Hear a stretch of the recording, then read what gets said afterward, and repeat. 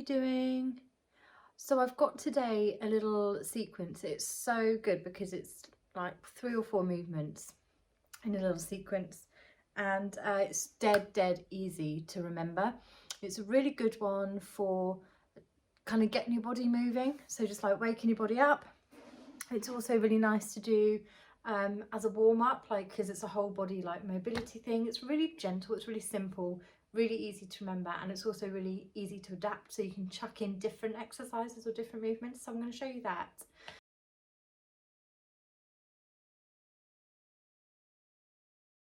And what else was I going to say to you at this point? Yes, so I did it as like a quick like 20-second reels on Instagram and TikTok, and I sped it up because attention spans on those platforms. And then my friend messaged me like, I tried to follow it but it was too fast.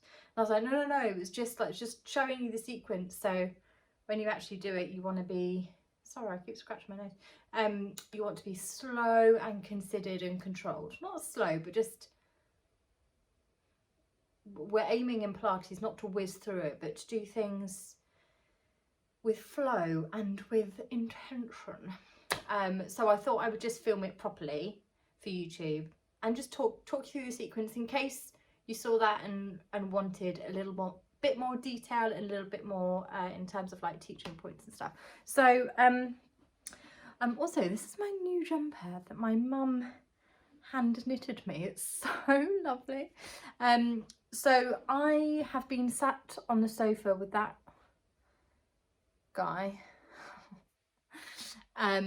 for the last kind of half an hour. So I've had a cup of tea and I've just been sat on the sofa. So this is a genuine get your body moving, so really good example. So just bear with me, I'm going to move the table out the way and get my mat out.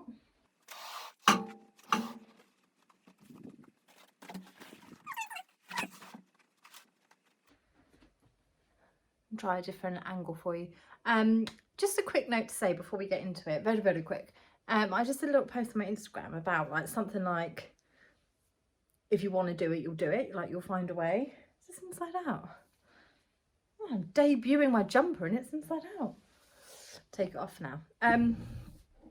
Yeah, just to say, for me, stuff like, you know, Pilates and well-being and thinking about your mental health and your physical health, all that kind of stuff, it's just like doing a little bit every day. Do you know what I mean? Like, it's a bank holiday Monday, I'm in my slippers, I've probably got about half an hour before that one wakes up, so I thought I'd just do a little YouTube video. So yeah, it's not about like having your shit together and doing things perfectly and having like all the right gym gear and like 3 hours free in your schedule to go to the studio and like do it all properly. Like, just whack out the mat when you've got 10 minutes, you know what I mean? Right, anyway, I'm gonna find a different angle for you. So I've propped you up on the sofa.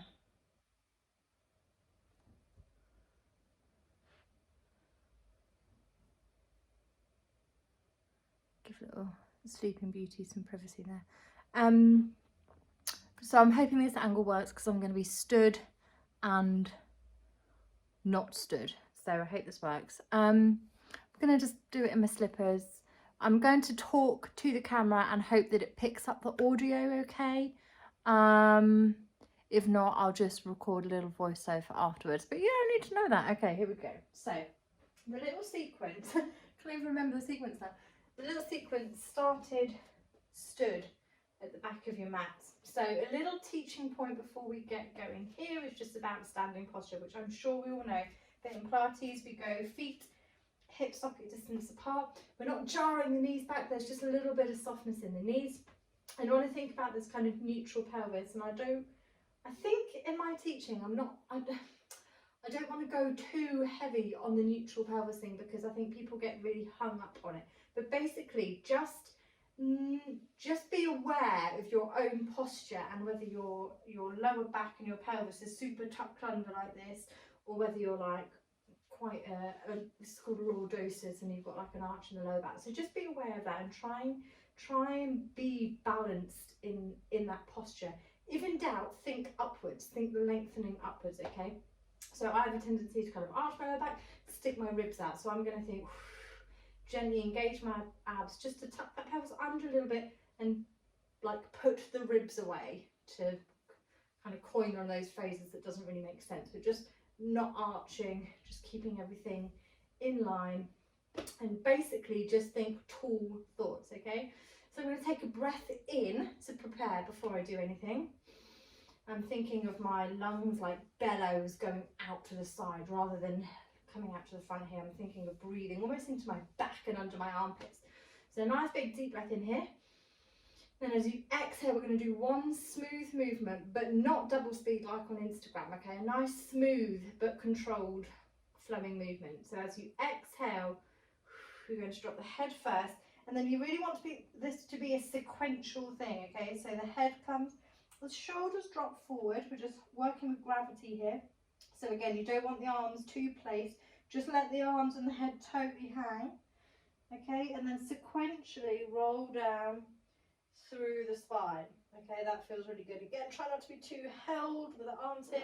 They're totally floppy. Okay, so on an actual kind of real speed thing, you're going to go in and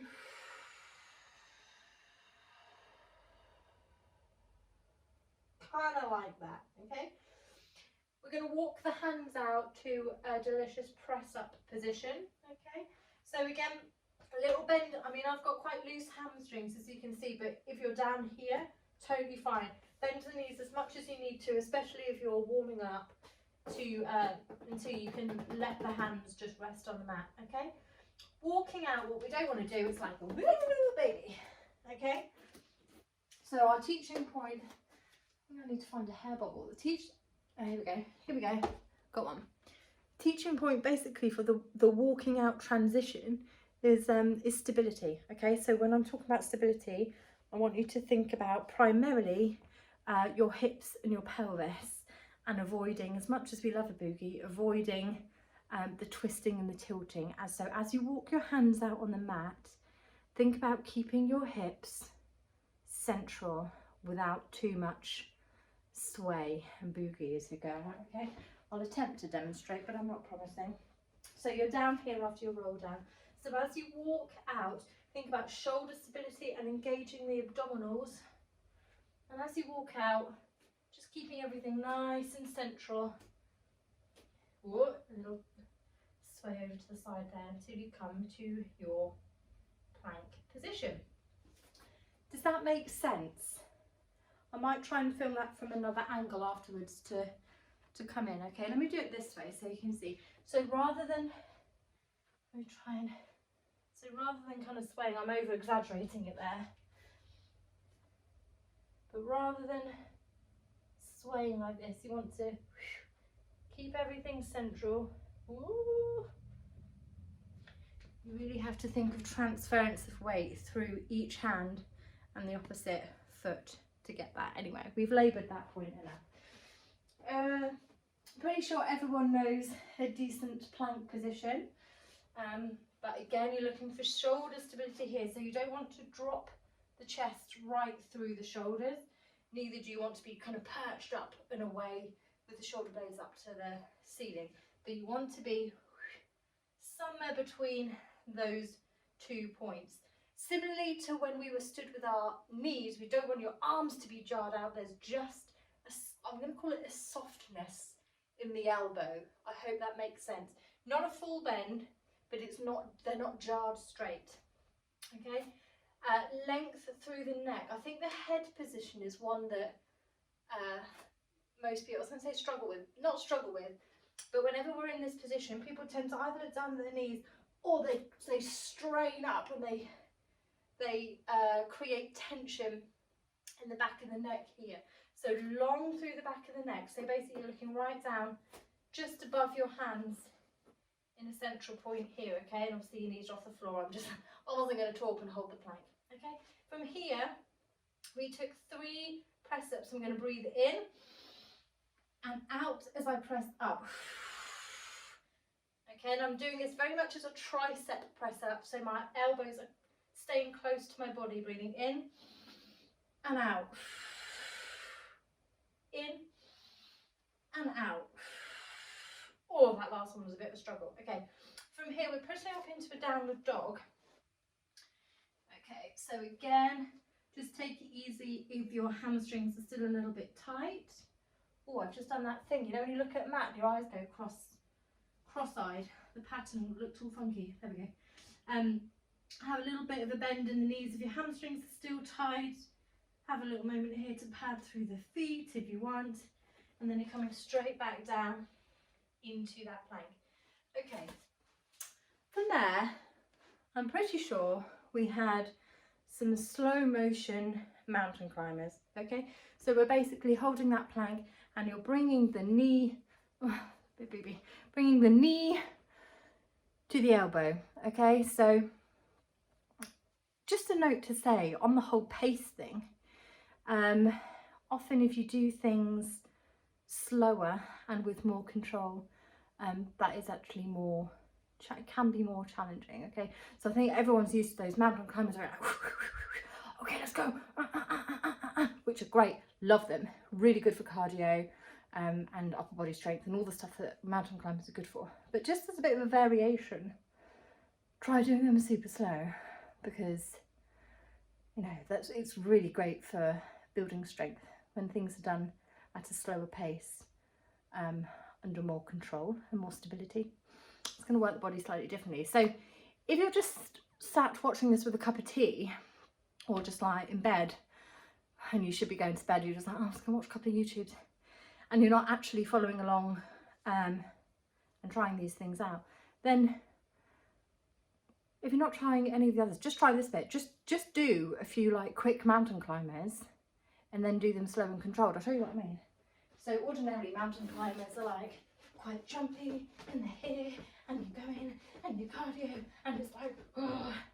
Okay, so I've just chucked 4 in because we're just doing it as a part of a little sequence. Oh, I can't get my words out. But just by way of experiment, if you've not experimented with doing this before, we're just doing them super slow and controlled, and I'm going to call it squeezy.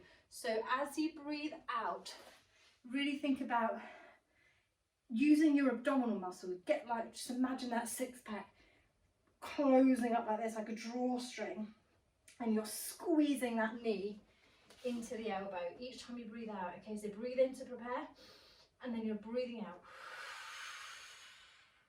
and in, and out, and in, and out, and in, and out, and in. Okay, a couple of extra points there. Just watch the positioning of the plank. I don't know what my example was like until I watch it back, but hopefully it wasn't too bad. And for most people, certainly for myself, but most people, just again watch that arch. Just like when you're in standing, you want to think of just a little bit correcting that way. Okay, so for example, you don't want to be here. Can you see that? Okay, your belly dropping down and your back arched. You want to there. I hope you can see that difference. Okay. From there we just walked in, so exactly the same thing in reverse with the walks in, walking the hands in, transferring the weight between opposite hand and foot, okay, as you come in, and just watch the swaying. It's even trickier on the way back in. Okay, so from here, you're lifting the hips first, the first one's the hardest, and then walking back in without swaying the hips, okay? Get to that point of relaxation here. Oh, that feels nice. I feel that decompression in the top of my spine there. Okay, I'm reversing the movement on an inhale, okay? And again, it's the reverse of the movement, so let this hang. And you really want to think of tucking this pelvis first, okay? And then each part of the spine stacks up on top of the pelvis. There's this really nice moment here when the shoulders drop back into place, and you lift the chin to finish, okay? I'm just going to do the sequence through. Let me take my slippers off. I'm just going to do the sequence through maybe twice do it in your own pace according to your own breath. I'm just going to do it twice at my pace, just so you can see what I mean, because that demonstration was super slow and my Instagram reel was super quick. So I'll just do it a couple of times so you can see the kind of middle ground pace. As a general rule, you breathe out on the tough bit, on the bit that requires the abdominal engagement. Maybe I'll do another video on it at some point, but it's kind of to do with the muscle fibers and how they work the diaphragm. But if in doubt, keep breathing. As a general rule, breathe out when you're doing like the hard bit. Okay, let's just do a couple of rounds. If you are in bed scrolling before you go to sleep, or you're on a lunch break and you're having a cup of tea, just feel free to do a couple of rounds with me, okay? So take a moment to establish that good posture. I might do a voiceover for this one so I don't have to talk through it. Okay, switching off, over to the voiceover. Hello, this is me on voiceover. Okay, exhale, roll down nice and fluidly as previously discussed. Watch the hips sway as you walk the hands out to a plank. Inhale, we're going down, keep the elbows close. Exhale, squeeze the belly button in, push the floor away from you. Third, press up. Lifting the tailbone high into the sky for your downward dog. Press the armpits towards the floor. I'm really indulging here. Little pad through the feet, always feels nice. IMO. Back into that plank position, watch the arch in the lower back. Okay, here come the juicy slow-mo mountain climbers. Breathe out, squeeze the abs. Inhale, lengthen. Squeeze the abs, lengthen the whole body. Gone for a slight bend in the knee there as I lift my bum into the air to come back in. And breathe in, fluid motion, roll through the spine. That was arguably a bit quick there. Okay, so feel free to go slower than that. In and out as you roll down. Think mobile through the spine. It doesn't look particularly curvaceous there, does it? I think I need to work on some mobility in my lower back. Okay, 3 press-ups. Breathe out, press away. Good. Watch what you're doing with your head alignment. Keep the back of the neck nice and long. Oh, struggling on the last one there. Downward dog. Enjoy this. Press the armpits towards the floor. Stretch through the back of the shins, through the back of the shins, the calves, the hamstrings. Press the heels towards the floor. Back into our plank. Inhale to prepare. Exhale, squeeze. Inhale, both heels away, crown of the head away. Really think of lengthening through the whole body at this point. Lengthen. Breathe out, squeeze that knee in. Breathe in, send the heel away. Breathe out, squeeze those abs, baby. Okay, and lift up. Remember, stability. Really press through the hands and the feet as you come back in.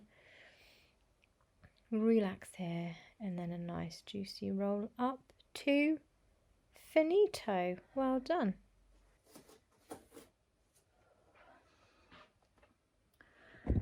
Okay, where are you guys? So you can probably hear a little bit. My cardio fitness isn't great at the moment, but excuse me. You can probably hear from my voice that I've only done that through twice. And I wasn't talking at the same time, but it's got me a little heart going. It's got me a little heart pumping. So it does do something in that sequence. It is good. I'll leave it there because I'm up to 15 minutes. But I hope that was useful. Let me know if you try it. I know I say it all the time, but I really mean it. Please get in touch. Please get in touch. Leave a comment, let me know any bits that didn't make sense, any bits you're like, what you talking about? Let me know if you try the mountain climbers, like quick versus slow. I'd be interested to see if you're like, oh yeah, do you know what, that does feel different. Yeah, all right, I'll leave it here. Won't waffle on. Thanks so much for joining me, and probably have another cup of tea now. All right, bye.